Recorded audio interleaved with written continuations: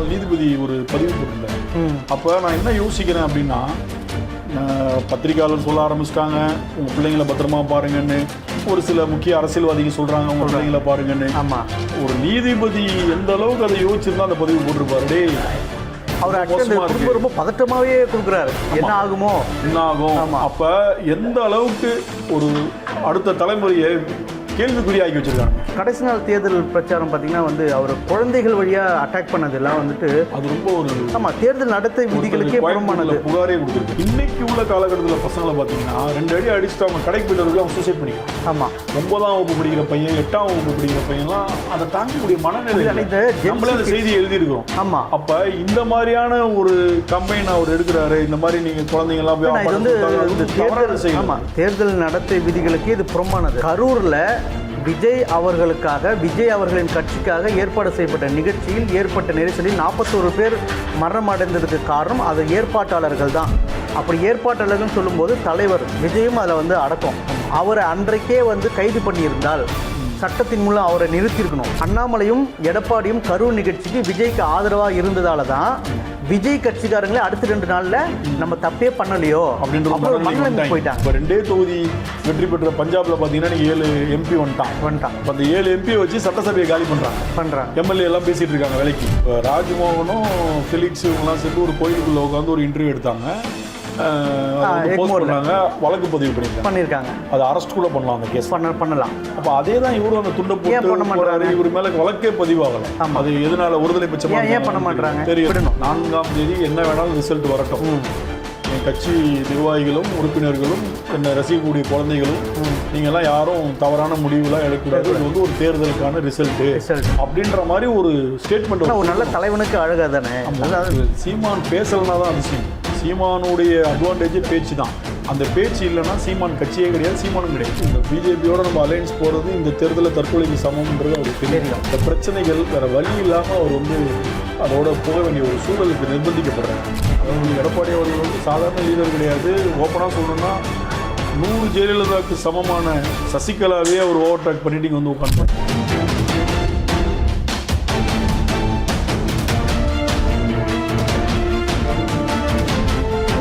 நம் தமிழ் உறவுகளுக்கு வணக்கம். கடந்த 2 மாதங்களாகவே தமிழ்நாட்டில் அனல் மட்டும் உச்சத்தில் இல்லை, தேர்தல் களமும் ரொம்ப அனலாக தான் இருந்துச்சு. அந்த வகையில் இன்றைக்கு வந்துட்டு எக்ஸிட் போல் வந்துட்டு இன்றைக்கி ரிலீஸ் பண்ணியிருக்காங்க. அது குறித்து உரையாடுவதற்காக மூத்த பத்திரிகையாளர் திரு காதர் அவர்கள் அரங்கத்தில் வந்திருக்காங்க. அண்ணா வணக்கம். வணக்கம். எல்லாரும் எப்படி இருக்கீங்க? நல்லா இருக்கேன். எப்படின்னா இருக்கீங்க? நல்லா இருக்கேன். இல்லை, இது வந்துட்டு நம்ம எல்லாமே வந்து எதிர்பார்த்து தானே. இப்போ நடுவில் என்ன பிரச்சனை ஆயிடுச்சுன்னா, ஆளாளுக்கு வந்துட்டு ஒரு சஃபாஜா லிஸ்ட் ஆகிட்டாங்க. அவங்கவுங்க கருத்து கணிப்பு போடுற எக்ஸ்பர்ட்டாக மாறினதால, அதாவது இப்போ எப்படின்னா செல்ஃபோன் வச்சுருக்கலாம் ரிப்போர்ட்டர்னு ஆகிப்போச்சு. அப்படி ஆயிடுச்சு. அந்த மாதிரி கருத்து கணிப்புகள். ஆமாம், அமைச்சர் லிஸ்ட்லாம் வேற போட்டாங்க. ஆமாம், இதெல்லாம் பார்க்கும்போது ஏன்டா நம்மளாம் அரசியலில் திறனாய்வு பண்ணுறோம். ஒரு அமைச்சர் பேர் பார்த்த வரைக்கும் எனக்கு ரொம்ப மிக பாண்டின்னு சொல்லி ஒருத்தரை போட்டு என்னங்கடா நினச்சிக்கிட்டு இருக்கீங்க, என்னடா நடக்குதுன்ற மாதிரி ஆகி போச்சு. சரி, உங்கள் ஆசை ஏன் கிடக்கணும் அப்படின்னு. இல்லைண்ணா, இப்போ பொதுவாகவே வந்து உங்களோட வந்து பத்திரிகை அனுபவம், இதில் நீங்கள் அரசியலை புலனாய்வு பண்ண அனுபவம், இதெல்லாம் நீங்கள் பார்த்துருப்பீங்களே. இப்போ வந்து அரசியலுன்றது வந்துட்டு நம்ம பார்க்குற வரைக்கும் பெரியார்லேருந்து எடுத்துப்போமே, பெரியார், அம்பேத்கர், பேரறிஞர் அண்ணா, எம்ஜிஆர், கலைஞர், காமராஜர் எல்லோரும் வந்து இப்போ இன்றைக்கு இருக்கிற முதல்வர் ஐயா ஸ்டாலின் வரைக்கும் நம்ம எல்லாரையும் பார்த்துட்ருக்கோம். ஒவ்வொருத்தருக்கும் ஒரு ஒப்பீனியன் இருந்தால் கூட அரசுனா ஒரு அரசியல் கட்சியோட அடிப்படை கொள்கைகள் என்னவாக இருக்கணும், ஒரு அரசியல் கட்சி வந்து ஜனநாயகத்தில் என்ன மாதிரியான பணிகளை வந்துட்டு எப்பவுமே விட்டு கொடுக்கக்கூடாது அப்படின்னு இருக்குது. இதில் பார்த்திங்கன்னா வந்து இன்றைக்கி இந்த தேர்தலை பொறுத்த வரைக்கும் கணிக்கவே முடியாதுன்னு வந்து ஒரு பெரிய கன்ஃபியூஷனை க்ரியேட் பண்ணி தான் வச்சுருந்தாங்க.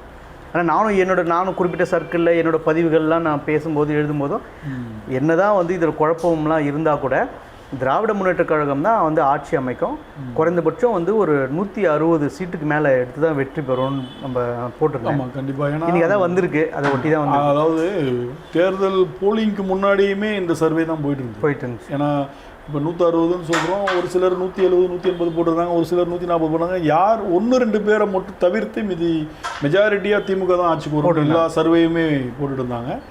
ஒரு சிலர் வந்து அதிமுக வரலாம் அப்படின்னு போட்டிருந்தாங்க. யாருமே டிவிகே வரும்னு போடவே இல்லை. பட் அதை நம்ம முக்கியமாக பார்க்கணும். ஏன்னா டிவிகே சைடில் என்ன சொல்கிறாங்கன்னா, நாங்கள் அண்ணன் முதல்வர் ஆகிட்டாரு, பனையூருக்கு வந்து ஞாயிற்றுக்கிழமை எல்லாம் வந்துருவாங்க, 4ஆம் தேதி காலையில் மதியானம் வந்துருவாங்க, ஐஏஎஸ் ஐபிஎஸ் டிஜிபிலேருந்து கமிஷனர் வரைக்கும் வந்துருவாங்க, கலெக்டர்லாம் வந்துருவாங்க அப்படின்னு அந்த லெவலில் யோசிச்சுட்டு இருக்காங்க. பட் எனக்கு என்னன்னா, இன்னைக்கு கூட முன்னாள் நீதிபதி ஒரு பதிவு போட்டிருந்தார்.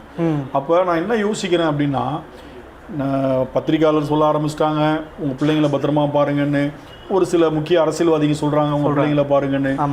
ஒரு நீதிபதி எந்த அளவுக்கு அதை யோசிச்சிருந்தா அந்த பதிவு போட்டிருப்பாரு. டே அவர் ரொம்ப பதட்டமாகவே கொடுக்குறாரு, என்ன ஆகுமோ என்ன ஆகும். அப்போ எந்த அளவுக்கு ஒரு அடுத்த தலைமுறையை கேள்விக்குறியாக்கி வச்சிருக்காங்க. உண்மை ரொம்ப வருத்தமாக தான் இருக்குண்ணா. நாங்கள் என்ன சொல்கிறோன்னா, உங்களுக்கு அந்த கிரேஸு, உங்கள் தலைவர், நடிகர் அதெல்லாம் மாற்றுக்கிறது இல்லை. அது எப்போதுமே இப்போ நான் ஒரு 25 வருஷத்துக்கு முன்னாடி கமலை பார்க்கணுன்னா அவ்வளோ ஆர்வமாக இருப்பேன். ஏன்னா கமல் எனக்கு ரொம்ப பிடிக்கும். ஏன்னா கமலுடைய ரசிகர் நான். ஓகே, நான் பிடிக்கணும், அவர் எங்கே இருந்தாலும் போய் பார்க்கணுன்ற ஒரு கிரேஸ் இருக்கும். அந்த கிரேஸ் தான். பட் ஆனால் அவர் போய் நான் மரத்து மேலே ஏறி பார்க்கணும் அப்போல்லாம் அந்த புரிதலும் கிடையாது. என்னன்னா அந்த குடும்பத்துலேயும் சொல்லியே வளர்த்தாங்க, இது இப்படி தான் அப்படின்னு. அதே கமலஹாசன் இப்போ நான் ஒரு போன தேர்தலில் அவர் வந்து தேர்தலில் வந்து கட்சி ஆரம்பித்து பண்ணும்போது நான் அவரை ரசித்தேன், ஓட்டு போடல. ஏன்னா நான் சொல்லிட்டேன், இல்லை எனக்கு கமலஹாசன் அவர்களே ரொம்ப பிடிக்கும், நான் ரசிகர், ஒரு அரசியல் ரீதியாக எனக்கு அவருடைய செயல்பாடு இல்லை, எனக்கு கொள்கைகள் செயல்பாடுகள் விருப்பம் இல்லை. அதனால் ஒரு அரசியல்வாதிக்கு நான் ஓட்டு போட முடியாது. அதனால் எனக்கு அது விருப்பம் இல்லைன்னு நான் முடிச்சிட்டோம். இப்போ என்ன மனநிலை என்னென்னா, எனக்கு என்னுடைய போன 5 வருஷத்துக்கு முன்னாடி 45 வயசு. அப்போ அந்த மனநிலைக்கு நம்ம வந்துடுறோம். ஒருவேளை விஜய் ரசிகர்கள் வந்து இப்போ 20 வயசு 21 வயசு இருக்கிறதுனால அந்த ஒரு நிலைப்பாடில் இருக்காங்க. விஜய் வந்து இந்த களத்தில் வெற்றியோ தோல்வியோ ஆட்சி அமைக்க முடியாதுன்னு அவருக்குமே தெரியும். பட் ஆனால் இந்த களத்தில் அவர் வந்து தோல்வி விடும்போது அடுத்த 5 ஆண்டுகள் அவர் இந்த அரசியலில் தொடருமானால் 31ல் இந்த 20 வயசு ஆளுங்கெல்லாம் 25 வயசு ஆகிடும். அப்போ ஒரு சின்ன ஒரு பக்குவம் பண்பட்டு இருப்பான். அப்போ அரசியலுடைய எதிர்காலம் நல்லாயிருக்கும். இன்னைக்கு 25 வயசில் உள்ள அந்த நபர்கள் 30 வயசு ஆகிடுவான். அப்போ எப்படி இதை கேம்பெயின் பண்ணுறது, எப்படி மக்கள் மத்தியில் கொண்டு போய் சேர்க்கிறது அப்படின்ற லெவலுக்கு வருவான். இன்றைக்கி வந்து ஒரு புரிதலே. இப்போ நீங்கள் சொன்ன மாதிரினா, இப்போ என்னென்னா பரவலாக இப்போ நான் ஒரு கிட்டத்தட்ட ஒரு 45லேருந்து 50 தொகுதிக்கு நான் பயணப்பட்டிருந்தேன் இந்த கடந்த 2 மாதங்களாகவே. அவங்கக்கிட்ட அந்த ரசிகர்கள் தொண்டர்கள் மத்தியில் என்ன இருக்குன்னா, அந்த செலிபிரிட்டி சிண்ட்ரோம், அவங்க வந்து ஒரு நோய்வாய்ப்பட்டு இந்த கவர்ச்சியில் வந்து இழுக்கப்பட்டிருக்காங்க. அவங்க எந்த அளவுக்கு அவங்களோட வெலாசிட்டி வந்து டுவர்ட்ஸ் விஜய் இருக்காங்கன்றது அவங்களே கணிக்க முடியல. வர வீடியோக்கெல்லாம் பார்த்துருப்பீங்க, ஒரு பையன் பெட்டில் படுத்துட்டு பிறல்றான், ஒரு குழந்தை அழுது. அதே மாதிரி வந்து கடைசி நாள் வந்து விஜய் அவர்கள் வந்து ஜனநாயகத்தில் வந்து வரவேற்கப்பட வேண்டிய ஒரு நபர். யாரையும் நம்ம வேணாம்னு சொல்லலாம். அவர் கட்சி தூங்கலாம், எலெக்ஷன் நின்றுருக்காரு, ஆட்சி அமைக்கலாம், இல்லை அடுத்த 5 வருடங்கள் களத்துக்கு வந்து போராடி மறுபடியும் வந்து எதிர்கொள்ளலாம் எலெக்ஷன், அதெல்லாம் பிரச்சனை இல்லை. ஆனால் அவர் வந்துட்டு வந்து கடைசி நாள் தேர்தல் பிரச்சாரம் பார்த்திங்கன்னா வந்து அவர் குழந்தைகள் வழியாக அட்டாக் பண்ணதெல்லாம் வந்துட்டு அது ரொம்ப ஒரு தேர்தல் நடத்தை விதிகளுக்கே புறம்பானது. புகாரே கொடுத்துருக்காங்க. ஏன்னா இந்த குழந்தைங்க மனநிலை எப்படின்னா, நம்ம இந்த துறையிலே இருக்கிறனால நம்ம சொல்கிறோம். ஒரு 25 ஆண்டு 30 ஆண்டுகளுக்கு முன்னாடி பார்த்தீங்கன்னா ஒரு 15 வயசு பையன் 10 வயசு பையன் நம்ம பெற்றோர்கள் அடித்தாங்கன்னா அழுதுட்டு போயிட்டு திரும்பி வந்து அம்மா சாரிமான்ட்டு சாப்பிட்டு போயிடுவான். ஆமாம். இன்னைக்கு உள்ள காலகட்டத்தில் பசங்களை பார்த்தீங்கன்னா 2 அடி அடிச்சுட்டு அவங்க கடைக்கு போய்ட்டு வரதுக்கு அவன் சூசைட் பண்ணிக்கிறான். ஆமாம். 9ஆம் வகுப்பு படிக்கிற பையன் 8ஆம் வகுப்பு படிக்கிற பையன்லாம் அதை தாங்கக்கூடிய மனநிலை. நம்மளே அந்த செய்தி எழுதியிருக்கிறோம். ஆமாம். அப்போ இந்த மாதிரியான ஒரு கம்பெயின் அவர் எடுக்கிறாரு. இந்த மாதிரி நீங்கள் குழந்தைங்கலாம் போய் தேர்தல் நடத்தை விதிகளுக்கு இது புறம்பானது. ஒரு குழந்தைகளை வைத்து அரசியலே பண்ணக்கூடாதுன்னு சொல்லிட்டு நம்மளோட அந்த தேர்தல் விதிமுறையும் இருக்குது. வந்து பீப்புள்ஸ் ஆக்ட்லேயும் அது கிளியராக சொல்லியிருக்காங்க. அவர் இது இப்படி இவர் கொண்டு வராரு. ரெண்டாவது வந்துட்டு அவர் வந்து 50 வயது கடந்த ஒரு விஜய். இது வரைக்கும் நம்ம பார்த்து நம்ம ரசித்த விஜய் வந்துட்டு விஜயை தான் தெரியும். அவர் ஜோசப் விஜயை நமக்கு தெரியவே தெரியாது. கண்டிப்பாக திடீர்னு அவர் தன்னை வந்து ஜோசப் விஜயாக ஒரு மத அடையாளத்துக்குள்ளே போகிறார். ரெண்டாவது எலெக்ஷனுக்கு முந்தைய நாள் வந்து முட்டி போட்டுட்டு ஒரு சர்ச்சுக்குள்ளே போகிறார். அப்போ சர்ச்சுக்குள்ளே ப்ரேயர் பண்ணிகிட்டு இருக்க மற்ற அந்த வந்து அந்த ஃப்ரீஸ்ட்டை வந்துட்டு அந்த வந்து அவங்களாம் வந்துட்டு ஒதுக்கி வைக்கிறாங்க. கேமரா ஷூட் நடக்குது. கோயிலுக்குள்ளே வந்து அவரோட கட்சி அடையாளத்தோடு போகிறார். அப்போ இதான் அவருக்கு பக்கத்தில் சொல்லித்தர இல்லையா? இல்லை அவர் வந்து ஒரு 18 வயசு. ஆக்சுவலி இப்போ ராஜ்மோகனும் ஃபிலிக்ஸ் இவங்கெல்லாம் சேர்ந்து ஒரு கோயிலுக்குள்ளே உட்காந்து ஒரு இன்டர்வியூ எடுத்தாங்க. போஸ்ட் பண்ணாங்க, வழக்கு பதிவு பண்ணியிருக்காங்க. அது அரெஸ்ட் கூட பண்ணலாம் அந்த கேஸ் பண்ணலாம். அப்போ அதே தான் இவரும் அந்த துண்டை போட்டு இவர் மேல வழக்கே பதிவாகலை. அது எதனால ஒருதலை பட்சமா ஏன் பண்ண மாட்டாங்க தெரியல. இதே மாதிரி ஒரு கேள்வி இந்த திமுக அரசாங்கத்தின் மீது ஒரு கேள்வி இருக்கு. கரூர்ல விஜய் அவர்களுக்காக, விஜய் அவர்களின் கட்சிக்காக ஏற்பாடு செய்யப்பட்ட நிகழ்ச்சியில் ஏற்பட்ட நெரிசலில் 41 பேர் மரணம் அடைந்ததுக்கு காரணம் அது ஏற்பாட்டாளர்கள் தான். அப்படி ஏற்பாட்டாளர்கள் சொல்லும்போது தலைவர் விஜயும் அதில் வந்து அடக்கம். அவரை அன்றைக்கே வந்து கைது பண்ணியிருந்தால் சட்டத்தின் மூலம் அவரை நிறுத்தியிருக்கணும். இவங்க வந்து பண்பட்ட அரசியல் பண்ணுறேன்னு சொல்லிட்டு அவங்களுக்கு வந்து அட்வைஸ் பண்ணிவிட்டு உடனே என்ன ஆயிடுச்சு, அன்றைக்கி வந்து எடப்பாடி அவர்கள் வந்து இன்றைக்கி எக்ஸிட் போலில் வந்துட்டு எதிர்க்கட்சி தலைவராக தான் வரார். 40-50 தொகுதியில் வரார். இந்த நிலைக்கு காரணம் எடப்பாடி தான். அன்றைக்கி வந்து எடப்பாடி வந்து ஏற்கனவே ஒரு முன்னாள் முதல்வராக தமிழ்நாட்டோட மிகப்பெரிய கட்சியான அதிமுகவுக்கு தலைவராக அவர் செயல்பட்டுருக்கணும். கரூர் நிகழ்வில் என்ன சொல்லியிருக்கணும், இந்த நிகழ்வில் ஏற்பட்ட இந்த நிகழ்வுக்கு, இந்த விபத்துக்கு காரணம் அந்த கட்சி தான் பொறுப்பேற்கணும். முதல் பொறுப்பு அவங்களது. அது சில அரசியல் சூழல்னால, சில அரசியல் ஆதாயத்திற்காக சில கருத்துக்களை மாற்றி சொன்னார் பிஜேபி. அண்ணாமலையும் உடனே அண்ணாமலையும் எடப்பாடியும் கரூர் நிகழ்ச்சிக்கு விஜய்க்கு ஆதரவாக இருந்ததால தான் விஜய் கட்சிக்காரங்களே அடுத்த 2 நாள்ல நம்ம தப்பே பண்ணலையோ அப்படின்ற மனநிலைமை போயிட்டாங்க. அதை அப்புறம் அரசியலா திரித்து ஆளுங்கட்சி பண்ண சதிட்டாங்க. இதெல்லாம் வந்துட்டு உங்க அனுபவத்தில் எவ்வளோ அரசியலை பார்த்துருப்பீங்க. அரசியல்னாலே இது மாதிரி கெடுகட்ட விஷயங்களுக்கும் நடக்கும். உடனே இவர் ஒரு கூட்டத்தை சொல்றாரு, பார்த்தீங்களா ஒரு கொடி பறக்குது, விஜய் நம்ம கூடன்றாரு, உடனே இல்லைன்றாரு. கடைசி வரைக்கும் விஜயை வந்துட்டு எடப்பாடி அட்டாக் பண்ணவே இல்லை. கடைசியில் பண்ணாரு. அதை வந்து முழுதும் நினைந்தது பிறகு முக்காடு எதற்கு அவருக்கு என்னன்னா வரவே இல்லைன்றது தெரிஞ்சதுக்கு அப்புறம் கரூர் பிரச்சனைக்கு வந்து நீங்கள் காரணம் இல்லைன்னாலும் நீங்களும் ஒரு காரணம் அந்த சம்பவத்துக்கு. நான் இவ்வளோ நாள் சொல்ல இப்போ சொல்கிறேன்னு. அதே மாதிரி விஜயும் கடைசி நாள் தேர்தல் பிரச்சாரம் முடியக்கூடிய அரை மணி நேரத்துக்கு முன்பு 10 தோல்வி பழனிசாமி சொல்லி, இந்த 10 தோல்வி பழனிசாமின்ற வார்த்தையை வந்து உதயநிதி ஸ்டாலின் அவர்கள் தான் அதிகமாக யூஸ் பண்ணுவார். இப்போ மட்டும் அந்த காப்பி பேஸ்ட் பண்ணிக்கிறாரு. இப்போ இந்த விவாதங்களில் அந்த 1 hour விவாதம் போயிட்டே இருக்கும், கேள்விக்கு பதில் கொடுத்துட்டே இருப்பாங்க. ஆனால் கடைசி நேரத்தில் மட்டும் ஒருத்தர் முடிக்கும் போது கேள்வியை வச்சுட்டு நிறைய கேட்டு முடிச்சிடுவார். அதே மாதிரி விஜய் வந்து என்ன பண்ணார், சூப்பராக வந்து அங்கே கோல் அடிச்சார் எடப்பாடி கிட்ட. 10 தோல்வி பழனிசாமின்னு சொல்லி முடிச்சார். நான் எப்படி கொடுக்க முடியும், ஏன்னா இந்த இடத்துல இந்த தேர்தல் 2026 தேர்தல் இன்னைக்கு வந்திருக்க எக்ஸிட் போல மே 4ஆம் தேதியோட விவரமான வந்துட போகுது ரிசல்ட். பட் இருந்தாலும் எனக்கு ஒரு வருத்தம் என்னன்னா, நம்மை ஆளக்கூடிய தகுதி தமிழ்நாட்டில் திராவிட முன்னேற்ற கழகத்துக்கும் அதிமுகவுக்கு மட்டும்தான் இருக்குது. இன்றைய நிலைமையில் திராவிட கட்சிகள் தான் இருக்குது. அப்படியாப்பட்ட எம்ஜிஆர் வளர்த்த, அம்மா ஜெயலலிதா அவர்கள் வளர்த்த அதிமுகவை பிஜேபியை நம்பி இன்றைக்கு விஜயை கூட வெல்ல முடியாத, வீழ்த்த முடியாத இடத்திற்கு இவ்வளோ பெரிய தோல்விக்கு, அதிமுகவோட தோல்விக்கு பிஜேபி தான் காரணம். பிஜேபி அதை தானே எதிர்பார்க்குறாங்க. அவங்க இங்கே அதிமுக ஒழித்தாதான் தமிழ்நாட்டில் அவங்க வளர முடியும். அவங்களுடைய அஜெண்டா நாளைக்கே ஆட்சி பிடிக்கிறது கிடையாது. 30 இப்போ என்ன 26, 31 கிடையாது, 36 அந்த ரேஞ்சு தான். இன்னும் 10 வருஷம் வெயிட் பண்ணுவாங்க. அதுக்குள்ளே இந்த எல்லாத்தையும் அழிச்சோம்னா நம்ம கொஞ்சம் ஸ்ட்ராங் ஆகிடலாம். ஆமாம், அவங்க நாளைக்கு போகிறதுக்கான பிஜேபியோட அஜெண்டாவே கிடையாது. பிஜேபி நீங்கள் எல்லா மாநிலமும் பாருங்கள், வெயிட் பண்ணி கொஞ்சம் கொஞ்சமாக இப்போ 2 தொகுதி வெற்றி பெற்ற பஞ்சாபில் பார்த்தீங்கன்னா நீங்கள் 7 MP வந்துட்டான். இப்போ அந்த 7 MP வச்சு சட்டசபையை காலி பண்ணுறாங்க. எம்எல்ஏ எல்லாம் பேசிகிட்டு இருக்காங்க வேலைக்கு. இன்றைக்கி அந்த முதல்வர் கம்ப்ளைண்ட்டே கொடுத்துருக்காரு. பிஜேபி வந்து ஆட்சியை கலைக்கிறதுக்கான வேலையை பார்க்குது. இங்கே உள்ள எம்எல்ஏலாம் குதிரை பேரம் பேசிக்கிட்டு இருக்காங்க. ஏன்னா நம்ம ஏற்கனவே அந்த அனுபவம் இருக்குது. கோவாவில் ஒரே ரோட தான் ஜெயிச்சாங்க. காங்கிரஸ் அதிகமாக ஜெயிச்சிச்சு, ஆனால் பிஜேபி ஆட்சி பண்ணிச்சு. அந்த கான்செப்டை எல்லா இடத்துக்கும் கொண்டு வராங்க. இல்லை, ஒரு பிஜேபி ஒழுக்கத்தை பற்றி பேசுகிறாங்க, கடவுளை பற்றி பேசுகிறாங்க, நேர்மையை பற்றி பேசுகிறாங்க. அவங்களுக்கு வந்துட்டு மற்ற எந்த கட்சிக்குமே வந்து காங்கிரஸ் பேரியக்கத்து கூட அவங்களோட நிர்வாகிகளுக்கு, தொண்டர்களுக்கு அடிப்படை இந்த ஆர்எஸ்எஸ் கொடுக்குற மாதிரி பயிற்சி வகுப்புகள் கிடையாது.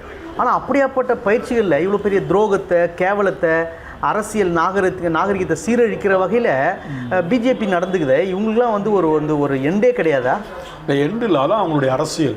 அவங்க அரசியலே அப்படிதான். இன்னைக்கு கூட பிரதமர் ஒரு மீட்டிங்கில் பேசும்போது என்ன சொல்லியிருக்காரு, ஊபியில் உத்தரப்பிரதேசத்துடைய வாழ்வாதாரம் அதிக வரக்கூடிய எம்பிகளை வந்து திமுக தான் தடுத்துருச்சு. எங்கே போய் எதை பேசுறாரு? இந்த ஒடிசா எலெக்ஷன் அப்போ வந்துட்டு பூரி ஜெகநாத் கோயிலுடைய சாவியை தமிழ் திருடிட்டு போயிட்டாங்க. அவங்க எப்போதுமே அங்கே அப்படி பேசுவாங்க, இங்கே வந்து தமிழ் வாழ்கன்னுவாங்க. இதெல்லாம் வந்துட்டு இங்கே இப்போ வந்து மக்கள் நல்லா தமிழ்நாட்டில் அதை மக்கள் ரொம்ப அழகாக தெளிவாக புரிஞ்சு வச்சுருக்காங்க. வடநாட்டில் அது புரிஞ்சிக்கல. அவங்க மாறும்போது தான் இங்கே அதோடைய இது. ஆனால் நம்ம இப்போ போயிட்டு ஃபீல்டுக்கு போகும்போது கூட என்ன ஒரு விஷயம் தெரிஞ்சிச்சுன்னா 2021 வந்துட்டு அதிமுக வேண்டாம், பிஜேபி வேண்டாம்னு சொல்லி வாக்களித்த இளைய தலைமுறை ஃபர்ஸ்ட் ஜென்ரேஷன் ஓட்ஸை திமுகவுக்கு வந்துச்சு. 2024 பிஜேபி வேணாம், ஏடிஎம்கே வேண்டான்ற அந்த ஒட்டுமொத்த வாக்குகள் தான் வந்து 47% வரைக்கும் திமுகவை கொண்டு போச்சு. ஆனால் இன்றைக்கும் அந்த இளைஞர்கள் 18 வயசுலேருந்து 30 வயசுக்குள்ளே இருக்க இளைஞர்கள் கிட்டத்தட்ட 25 லட்சம் பேர் வந்து ஏற்கனவே திமுகவை ஒட்டி வாக்களித்தவர்கள். அதில் வந்துட்டு சீமான் கொஞ்சம் எடுத்துகிட்டு போகிறார் 2-3 லட்சம், ஏடிஎம்கே ஒரு 1 லட்சம் 2 லட்சம் எடுக்குது, திமுகவுக்கு 4-5 லட்சம், மீதி இருக்கிற 15 லட்சம் வாக்குகள் அப்படியே விஜய்க்கு போயிருக்கு. ஆனால் இது எல்லாமே வந்து ஆன்டி பிஜேபி ஓட்ஸ் தான் நம்ம பிள்ளைகள்.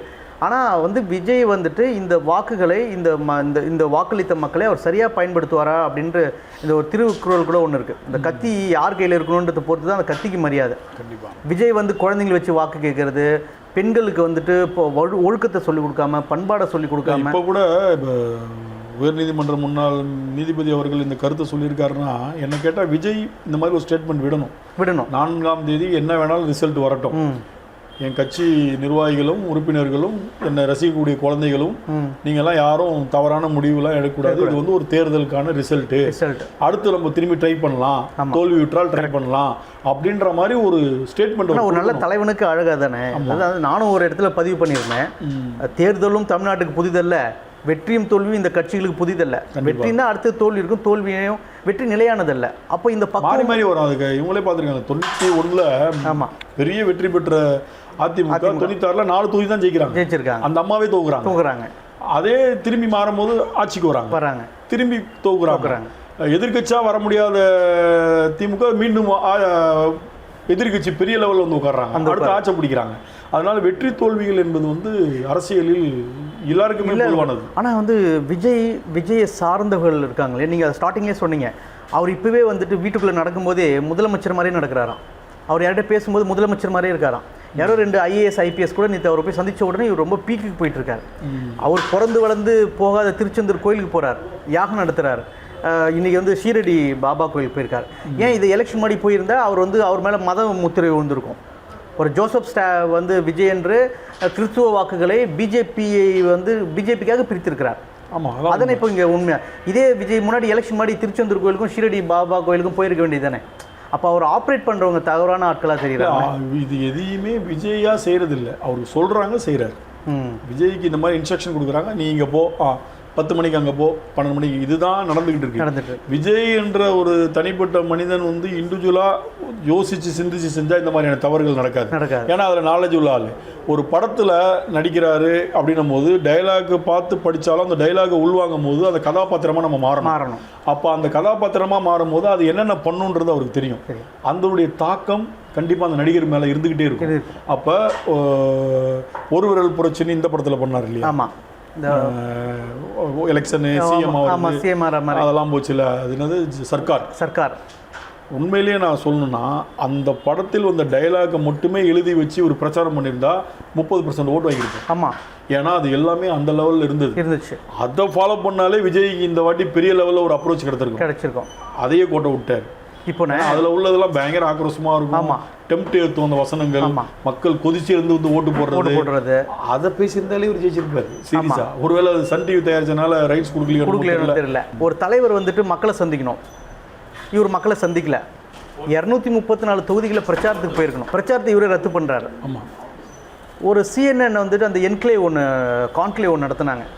அதில் வந்துட்டு அதிசயமாக முதலமைச்சரே வந்துட்டு அந்த இடத்துக்கு வந்து அவரோட கருத்தை தெரிவிக்கிறார், எடப்பாடியும் வந்து தெரிவிக்கிறார். ஆனால் விஜய்க்காக அவர் வீட்டுக்கே போயிட்டு அந்த இன்டர்வியூ எடுக்கப்படுது. பக்கத்துலேயே ஜான் ஆரோக்கியசாமி உட்காந்துட்டு முன்னாடியே வந்து டிக்ளேர்டு கொஸ்டின்ஸ், இதுதான் கேள்விகள், இதுதான் பதில்கள். ஒரு கேமரா வந்து ஒரு கேள்வி கேட்ட பிறகு பதிலை பார்த்து படித்து சொன்னதுக்கப்புறம் ஒவ்வொரு கேள்வி பதிலாக தான் எடுக்கிறாங்க. அந்த இன்டர்வியூ இது வரைக்கும் வெளிவிடலை. இப்போ நாங்கள் ஒரு PhD பண்ணுறோம், டாக்டர் பட்டம் பண்ணுறோம். நான் வந்து என்னோட டிசர்டேஷன் கொடுப்பேன். அந்த டாக்டர் பட்டத்துக்கு ஆய்வறிக்கையை சப்மிட் பண்ணும்போது வைவா நடக்கும். அப்போ 10 பேர் என்ன கேள்வி கேட்பாங்க, வைவாவில் கேட்பான். அந்த வைவாக்கு நீங்கள் கரெக்டான பதில் சொல்லணும். அப்போது எனக்கு ஒரு நான் டாக்டர் பட்டம் வாங்கணுன்னா என்னோடய அறிவு நான் அங்கே தான் சொல்லணும். இந்த என்ன ப்ராஜெக்ட்டு, என்ன பர்பஸ்ஸு, எங்கெங்கெல்லாம் இதில் ப்ளஸ்ஸு மைனஸு, இது எங்கே பயன்படும் சொல்லணும். அப்போது ஒரு தலைவருக்கு என்ன, ஒரு கட்சி தலைவருக்கு என்ன அழகு, அவர் என்ன கொள்கையை பேச போகிறார், திமுக தீய சக்தி மட்டும் தான் கொள்கையா? பிறப்புக்கு எல்லா உயிருக்கும்ன்றாங்களா, அதே கொள்கைன்றாங்க. என்ன அது கொள்கை, என்ன அது அப்படின்னு பார்த்தா யாது முறை யாவரும் கையில் சொல்லிட்டு போயிடலாம். அதுதான் அந்த அறியாமையில் இருக்காங்கன்ற. இல்லை, அறியாமையில் இருந்து நம்ம வீட்டு குடும்பத்தில் இன்னொன்று அவர் ஆரம்பிக்கும் போதுமே சொன்ன ஒரு விஷயம் நிறைய பேர் அது உங்களுக்குலாம் தெரிஞ்சிருக்கும். இந்த தமிழ் தேசியமும் திராவிடமும் என்னுடைய கொள்கையினர், அது ரெண்டுமே முரண்பாடான ஒரு. சீமான் கூட சூப்பராக சொன்னார், பாசிசமும் பாயாசமும். ஏன்னா ரெண்டுமே ஒன்று சேராது. தமிழ் தேசியமும் திராவிடமும் எந்த காலத்தில் எப்படி ஒன்று சேரும், அதுக்கும் இதுக்கும் பெரிய வித்தியாசம். அது சீமானே அன்னைக்கு புட்டு போட்டு உடச்சிட்டாரு. ஒன்று நீ இப்படி வா, இல்லை அப்படி போ, அதுனா இந்த பாயாசம் சொல்லி அவர் சொல்லி. இப்போ அப்படின்னா சீமான தோட்டத்தால் கேட்குறேன், சீமானோட காரைக்கால் எப்படின்னா இருக்கு? காரைக்குடி வந்து வழக்கம் போல் ஒரு 10,000 ஓட்டு எக்ஸ்ட்ரா வாங்குவார், மற்றபடி அவ்வளோதான். அவர் வந்து மழை பெஞ்சிட்டு எமோஷனலாக பேசினார். சீமான் பேசலைன்னா தான் அதிசயம். சீமானுடைய அட்வான்டேஜே பேச்சு தான். அந்த பேச்சு இல்லைன்னா சீமான் கட்சியே கிடையாது, சீமானும் கிடையாது. அவர் மகிழ்ச்சியாக இருக்கார். அவருக்கு வந்து அவர் வேலை என்னங்க, ஒரு தொகுதிக்கு 20,000 ஓட்டு 15,000 ஓட்டு பிரித்தா போதும். அது யாரை பிரிக்கிறோமோ அது ரெண்டாவது பிரிக்கணும் அஜெண்டா, அதுக்கு உண்டான அஜெண்டா, அவ்வளோதான். ஆமாம், இப்போ இவர் ஒரு 15,000, விஜய் ஒரு 15,000 தொகுதிக்கு வாங்குறாரு, 30,000 ஓட்டு பிரியுது. 2 லட்சம் ஓட்டு போலிங்க ஒரு இடத்துல 30,000 ஓட்டு பிரியுதுன்னா மீதி 1,40,000 ஓட்டு. இது யாரைக்கு வெற்றி வாய்ப்பு நிர்ணயிக்கக்கூடிய விஷயங்கள் ஆகும். இதுதான் அவங்க அஜெண்டா. இப்போ நான் வந்துட்டு 10 தோல்வி பழனிசாமி என்று மு.க. ஸ்டாலின் அவர்களால் விமர்சிக்கப்பட்ட எடப்பாடி அவர்கள் விஜயால் கூட விமர்சிக்கப்பட்டிருக்கார். எடப்பாடி அந்த அளவுக்கு கீழே இறங்கி வந்திருக்கார். அவர் பின்னாடி எவ்வளோ பெரிய கட்சி இருக்குது, எவ்வளோ பெரிய பட்டாளம் இருக்குது. நாங்கள் போன தொகுதியில் அதாவது நகர்ப்புறங்களை ஒட்டிய பகுதிகளில் விஜய் திமுகவோடு மோதுகிறார். மக்கள் இளைஞர்கள் வந்துட்டு என்ன ஒன்றுமே அறியாமல் ஒரு சிண்ட்ரோம் மாதிரி போய் ஓட்டு போட்டு வந்தாங்க, பார்க்க முடியும். ஆனால் கிராமப்புறங்களில் 1000 வாக்குகள் பதிவாகிற ஒரு பூத்தில் குறைந்தபட்சம் 50% திமுகவுக்கும் 40-45%, 35%, 45-47 அதிமுக தான் அவங்க போட்டியே. அங்கே ஒவ்வொரு பூத்துலேயும் ஒரு 10% ஓட்டை விஜய் வாங்கினார். அப்படியாப்பட்ட எடப்பாடியோட கட்சிக்கு இந்த மே 4 இதே நிலை எக்ஸிட் போல் அது நீடித்தால் அவர் என்னவாகும்? அவர் அரசியல் எதிர்காலம் அவருக்கு என்னன்னா, அவருக்கு எல்லாமே தெரியும்.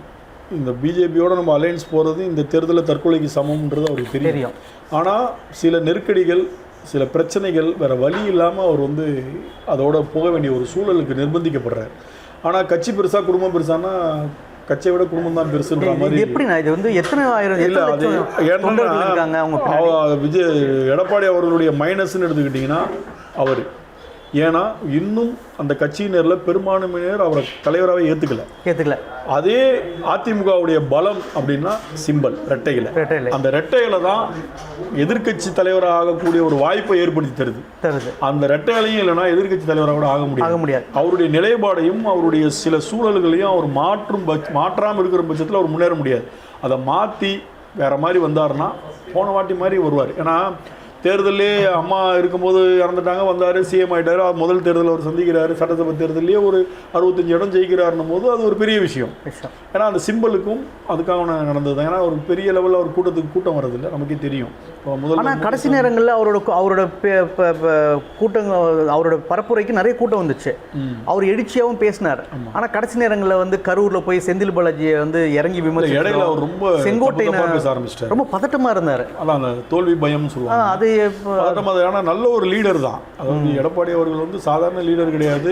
ஓப்பனாக சொல்லணும்னா 100 ஜெயலலிதாவுக்கு சமமான சசிகலாவே அவர் ஓவர் டேக் பண்ணிட்டு உட்காந்துருக்காரு. அதுவே பெரிய விஷயம். ஏன்னா ஜெயலலிதா என்ற ஆளுமையை ஆப்ரேட் பண்ணது சசிகலான்னு தான் சொல்லுவாங்க. ஆனால் அவங்க நல்லது கெட்டதெல்லாம் அவங்க தான். எதாவது சசின்னு கேட்க அக்கான்னு இவங்க இருப்பாங்கன்றது தான் பரவலான ஒரு பேச்சு. அப்படியாப்பட்ட சசிகலாவையே 0 ஆக்கி மூலையில் உட்கார வச்சுட்டு. ஆனால் அவர் இந்த விஷயத்தை சிறப்பாக பண்ணாருண்ணே. ஜெயலலிதா அம்மாவுக்கு அடுத்ததாக இருந்த சசிகலாவை ஓரம் கட்டுவது எப்படி சிறப்பானவர்? சிறப்பானதுல ஓபிஎஸ் தான். அன்னைக்கு ஓபிஎஸ் தர்ம யுத்தம் பண்ணனா சசிகலா மேல முதல்வராக இருப்பாங்கல்ல, அதுக்கு முக்கிய காரணம் ஓபிஎஸ் முதல்வராவதை தடுத்தது ஓபிஎஸ்.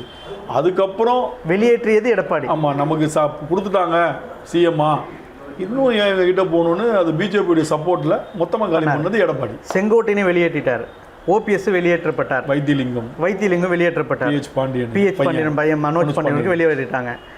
இது ஆனால் இவர் வந்துட்டு இந்த அளவுக்கு தன்னிச்சையாக செயல்படுது, இவ்வளோ பெரிய தோல்விக்கு காரணமாக இருக்கிறது. அவரோட தோல்வின்றது தனி மனிதன் ஓகே, ஆனால் அதிமுக போன்ற ஒரு பேர் இயக்கம் தமிழ்நாட்டுக்கு தேவை. அவர்கள் வீழ்வதை நம்மளால் பார்க்க முடியல. ஆமாம். ஆனால் இந்த வீழ்ச்சிக்கு பின்னாடி வந்துட்டு சசிகலாவும் ராமதாஸ் ஐயாவோட அந்த போட்டி வேட்பாளர்கள் இருப்பாங்களோ? ஆமாம் இருப்பாங்க. என்னென்னா அந்த அம்மா கொதிச்சு போய் தான் இந்த வாட்டி வந்திருக்காங்க. ஏன்னா போன வாட்டியே வர வேண்டியவங்க வரல. ஆனால் நல்ல ஸ்டாண்ட் எடுத்தாங்க. திடீர் யாரும் எதிர்பார்க்காத ஸ்டாண்டு. நிறைய பேர் சொன்னாங்க அது வந்து பட்டாசுங்க, நமுத்து போன பட்டாசு சொன்னாங்க. ஆனால் அந்த அம்மா கரெக்டாக 500 ஓட்டு சொல்லுங்களேன், பெரிய டிஃபரன்ஸ் கிரியேட் பண்ணணும். இவரு மகனால் பாதிக்கப்பட்டு கொதிச்சு போய் வந்திருக்காரு. அந்த அம்மா என்னை காலி பண்ணியிருப்பாங்க, நான் இந்த ஜெயிலுக்கு வந்தால் நான் உயிரோடு இருந்திருக்க மாட்டேன்ற ஸ்டேட்மெண்ட் கொடுத்தாங்க.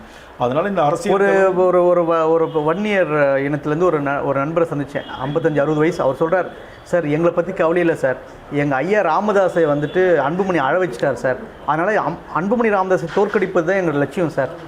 அப்படியே இந்த தேர்தலில் போன வாட்டி ராமதாஸ் அவர்கள் 4 எம்எல்ஏ இருந்தாங்க. இந்த தேர்தலில் அந்த எண்ணிக்கை குறைஞ்சாலே அன்புமணிக்கு பெரிய அடி. அன்புமணி பெரிய அடி. அதுவும் இல்லாமல் அவங்க நிற்கிற இடத்துலையும் ராமதாஸ் அவர்கள் வேட்பாளர் போடும்போது அந்த வெற்றி வாய்ப்பு அவர் பறிக்கிறாருன்னு வைங்களேன். ஒரு 5000 ஓட்டில் அன்புமணி கேண்டிடேட் தோக்குது, அங்கே ராமதாஸ் அவர்கள் போட்ட கேண்டிடேட் ஒரு 10,000 ஓட்டு வாங்கியிருந்தா ராமதாஸ் தான் அங்கே வெயிட். அன்புமணி சில இடங்களில் ரொம்ப கடுமையான போட்டி இருக்கும் போல இருக்கு. சௌமியாவே ஜெயிப்பாங்களான்றது ஒரு டவுட்டு தான் இருக்குது. அது மாதிரி வந்து இன்றைக்கி வந்து எக்ஸிட் போல் வந்திருக்கு. திமுகவுக்கு பெருவாரியான CNN, டைம்ஸ் நவ், சாணக்கியா எல்லாமே வந்துட்டு வந்து 145 வரைக்கும் கொடுத்துருக்காங்க, 160 வரைக்கும் கொடுத்துருக்காங்க. வந்து அதே இருக்குமா இல்லை இன்னும் இது வந்து 160க்கு மேலே போகும்னு நினைக்கிறீங்க? இந்த எண்ணிக்கைகள் வந்து குறைய வாய்ப்பு இல்லை, கூடுறதுக்கு வாய்ப்பு இருக்கு. ஏன்னா என்னை பொறுத்த வரைக்கும் நானும் இதே போல் நிறையா தொகுதிகள் நிறையா மாவட்டங்கள் போயிட்டு வந்தனால நான் சொல்கிறேன்னா என்னுடைய கணிப்பு பிரகாரம் 170 to 190 ஓகே எடுக்கலாம். ஆமாம், இண்டிவிஜுவலாகவே திமுக வந்து ஒரு 135 ஜெயிப்பாங்க. ஓகே 135 140 இண்டிவிஜுவலாகவே ஜெயிப்பாங்க. ஏன்னா 160 சம்திங் நிற்கிறாங்கன்னு நினைக்கிறேன். ஆமாம், 140 கிட்ட அவங்க ஜெயிக்கலாம். போன வாட்டியை விட ஒரு 10 இடம் அதிகமாக ஜெயிக்கலாம் வாய்ப்பு இருக்குது. அப்போ மீதி கூட்டணி கட்சிகள் ஒரு 40 இடம் ஜெயிக்கலாம். அப்போ வந்து 180 190 நியர்பை வரதுக்கு வாய்ப்பு இருக்குது. அது மாதிரி வந்து இந்த சட்டமன்றத்தில் வந்துட்டு அனைத்து கட்சிகளோட பிரதிநிதித்துவம் இருக்கணும். ஆமாம், கம்யூனிஸ்ட், காங்கிரஸ், எல்லாருமே, அதிமுக, புதுசாக வந்த விஜயும் அவங்க வரலாம். கூட ஜெயிச்சு வந்தால் நல்லா தான் இருக்கும். அவங்க வரட்டும், உட்காரட்டும், கற்றுக்கிட்டோம், அவர் நம்பியிருக்கிற வாக்காளர்களை, ரசிகர்களை பக்குவப்படுத்தட்டும். நான் வந்து தமிழ்நாடு வந்து என்றைக்கும் இந்தியாவுக்கு ஒரு முன்மாதிரி மாநிலமாக இனத்திலும் இனத்தை காப்பதிலும் மதத்தை சாதியை வந்து கண்ட்ரோலில், அதாவது வந்து அனைவரும் சமம் என்ற கொள்கைகளை வைத்துக் கொள்வதிலும் இனமான உணர்வை காப்பதிலும் தமிழ்நாடு எப்பவும் முன்னோடியாக இருக்குது. தொடர்ச்சியாக 2 வருடங்களாக நிதியாண்டுகளாக வந்து நம்பர் 1 மாநிலமாக வந்திருக்கு பொருளாதார வளர்ச்சியில். இது எல்லாமே இவர்கள் எல்லாம் சேர்ந்து உழைத்து தமிழ்நாட்டை வளமாக்க வேண்டும். தமிழ்நாட்டில் இருக்கக்கூடிய இளைஞர்கள் வந்து தற்குறிகளாக அவர்களே தான் அவங்க சொல்லிக்கிறாங்க தவிர நம்ம அதை சொல்லலை. அவர்களும் பண்பட்டு நல்ல ஒரு சமுதாயம் அடுத்த தேர்தலுக்குள்ள மாறிடுவாங்க. பக்குவங்கள் வந்து விடும். ஆமாம், இந்த தோல்வியின் போது ஒருத்தன் ஜெயிச்சுக்கிட்டே இருக்கும்போது வேற மாதிரி இருக்கும். தோத்துட்டா ஏன் தோத்துன்ற அனலைஸ் பண்ண ஆரம்பிச்சா மாறிடுவாங்க. ஸோ இந்த சமூகம், தமிழ் சமூகம், இந்த இளைஞர்கள் எப்பவும் வந்துட்டு ஒரு நல்ல மாற்றத்தை தருவார்கள். இந்த குடும்பங்களையும் இந்த சமூகத்தையும் வளர்த்திருக்க அவர்கள் ஒத்துழைப்பு தருவார்கள் என்ற நம்பிக்கையோடு, அந்த பாசிட்டிவ் எனர்ஜியோடு இந்த அரங்கத்திற்கு வந்து கருத்துக்களை பரிமாறிய அண்ணன் காதர் அவர்களுக்கு நன்றி. அதே நேரத்தில் கான்ஃபிடென்ட் வந்து நம்மளை வாழ வைக்கும், ஓவர் கான்ஃபிடென்ட் நம்மளை வாழ வைக்கும். அதுவும் வந்து இதில் பதிவு பண்ணிருக்கோம். பட் இந்த தேர்தலில் ஜெயிக்கக்கூடிய அனைவருக்கும் நம்ம நம் தமிழ் நேருக்கு தொலைக்காட்சி சார்பாக வாழ்த்துக்கள். நன்றி.